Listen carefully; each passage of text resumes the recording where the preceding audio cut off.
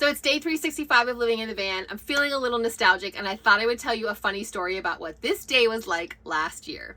So this time last year, at this time of night, it's like 6:30 p.m., I was sitting in a small campground in rural Ohio in a rain jacket, soaked down to my core, wet, crying like a baby. Yes, I spent my first day out in the world on my big grand adventure crying like a baby in a campground. So the day started out a little bit rough because it was my youngest son's birthday. He was at boot camp, couldn't tell him happy birthday, was worried about him, all the things that mothers do. I got in the van to leave, and I had never driven this van.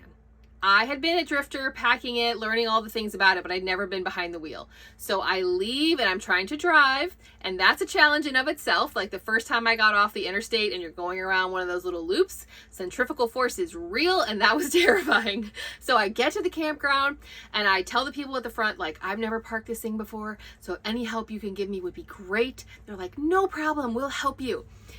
Yeah, they didn't help me. Like, they got me in the spot, but I wasn't level. I had nothing to level myself with anyway because I was not prepared.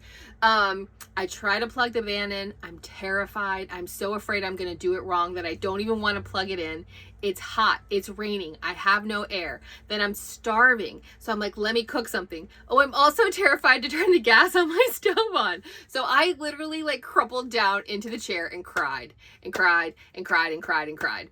And, later that evening, God bless my best friend, I called her and I'm like so sad. And she knows me well enough to know that I didn't need somebody to be nice. I needed a swift kick in the butt. And that's what she gave me. She was like, you are not coming back here.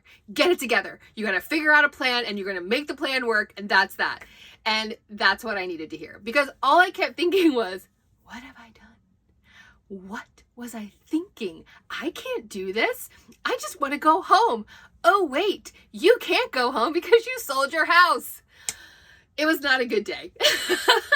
So I think it's really funny that today I am back here at Drifter 1 year later, completely comfortable in my van. I hung out all day in my van working while the young man who saw me off on that very first day was in here fixing my van. We had funny conversations, and the difference in who I am now and who I was then is insane. I do a much better job telling the story over on my blog. You should go read it. It's probably one of the best things I have to tell you that I've ever written. And so if you enjoy a good laugh, you should definitely go check that out. Anyway, but today was a good day. It was a good full circle. You set out. It was a good full circle. You had a goal. You set out to do it, and you just did.